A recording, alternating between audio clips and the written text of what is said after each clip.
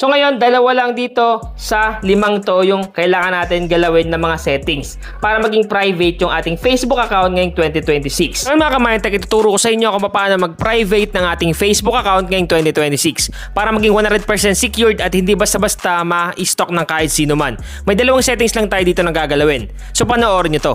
So una natin gagawin is kailangan muna natin pumunta sa ating Facebook application. Punta tayo sa ating Facebook app, yung kulay blue, click natin yan. Nag-open yung Facebook account natin, sunod natin gagawin is i-click lang natin tong profile picture natin sa may bandang kanan.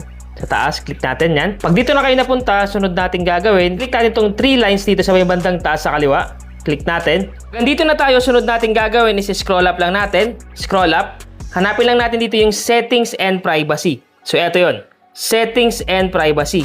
Click lang natin yan. Naklik mo yan, sunod natin gagawin, i-click mo naman yung settings dito sa baba ng settings and privacy. So click natin itong settings. Ngayon pag naklik mo yung settings, dito kayo mapupunta.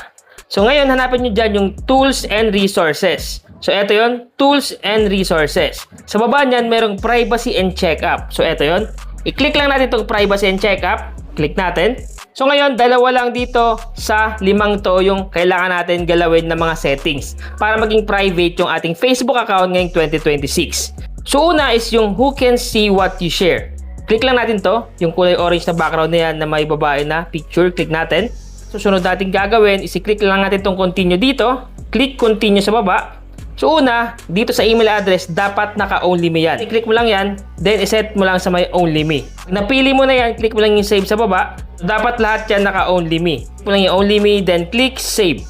So once na only me mo na yung email address mo, dito naman tayo sa may birthday. So sa birthday, pwede nyo siya i-only me, pwede rin hindi. Pero sa akin, para maging private talaga, is dapat naka-only me yan. So sa akin is naka-only me yan. Piliin mo lang yung only me dito. Then click save. So once natapos ka na mag-only me sa may email address at sa inyong birthday, swipe up lang natin. Swipe up. Dito naman tayo sa may friends and following. So dito sa may who can see your friends list, dapat naka-only me yan. Click natin. Piliin mo lang dyan yung only me. Click natin itong only me. Pag naklik mo yung only me, click mo lang yung save para ma-save siya.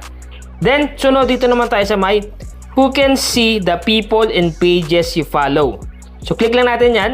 Dito rin dapat naka-set up yan sa only me. Piliin mo lang yung only me, then click save. So once na ma-only me mo na yung email address, yung birthday, yung friends and following na who can see your friends list, at who can see the people and pages you follow, click mo lang yung next button dito. Click next. Sunod dito naman tayo sa may audience. Kung mapapansin nyo nakalagay dyan, who can see your future posts. So dito, pag click mo yan, dapat piliin nyo dyan yung friends. Click mo lang yung save para ma-save siya. Then, ganoon din dito sa may who can see your stories. Click natin. Dapat nakasetup yan sa friends, hindi sa public. Para friends lang natin talaga yung makakakita ng mga stories natin. So, pag napili mo na yung friends, click mo lang yung save sa baba. Click mo lang yung save. Once na ma-setup mo na yung sa audience, yung who can see your future post, and who can see your stories sa friends, okay na yan. So, dito na tayo. Skip na natin dito yung limit who can see past post. Dito na tayo sa next button. Click natin itong next. Then, dito naman sa may tagging. So, sa may tagging, dito sa may who can see post, your tag in on your profile, dapat nakasetup yan sa friends. Friends lang yung pipiliin nyo para friends lang mismo yung makakakita ng mga post na nakatag in kayo. So, pag napili mo na yung friends, click mo lang dito yung save. Then, sunod dito naman sa may when you're tag in a post, who do you want to add to the audience of the post if they can't already see it. So, dito dapat friends lang din yung nakasetup dito. Piliin mo lang yung friends dyan, then click mo lang yung save button. So once na ma-setup mo na dito sa may tagging, click mo lang yung next dyan. So dito, skip na natin yan, click mo lang yung next. Automatic lalabas yan. So once na lumabas yung you're all set, click mo lang yung review another topic. So tapos na tayo dito sa pinakaunang category, yung who can see what you share or unang settings dyan. Na-setup na natin yan. Dito naman tayo sa may pangalawa, sa may how people can find you on Facebook. So dito naman tayo. So click lang natin yan. So dito, lalabas yan, how people can find you on Facebook. Click mo lang yung continue dyan. Once na maklik mo yan, ito yung lalabas. Friend request. Sabi dito, friend request, who can send you friend request. So syempre, click natin yan. Pipili natin dito is friends of friends dapat. Hindi everyone. Kasi kung everyone, hindi tayo magiging private nyan. Kasi kahit sino na lang yung makakapag-friend request sa atin. So mas maganda na naka-friends of friends yan. Piliin nyo lang yan. Pag napili nyo na, click nyo lang yung save button dito. Then automatic, friends of friends na yan, click mo lang yung next. Pag na-click mo yung next, dito na tayo mapupunta sa may phone number and email. Sabi dito, people with your email address, dapat pag click nyo yan, piliin nyo dito yung no one. Okay, so no one dapat. Click nyo lang yung save. Then dito naman sa may people with your phone number, dapat no one din. Pag napili nyo na yung no one, click nyo lang yung save dyan. So once na setup nyo na yung people with your email address and people with your phone number sa no one, click mo lang yung next button.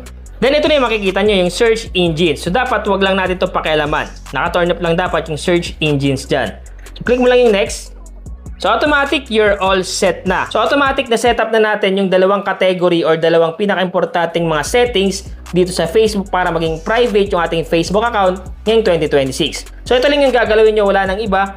Yung who can see what you share at how people can find you on Facebook. Yan lang yung gagalawin natin ng mga settings dyan. So sana nakatulong tong vlog ko ngayon.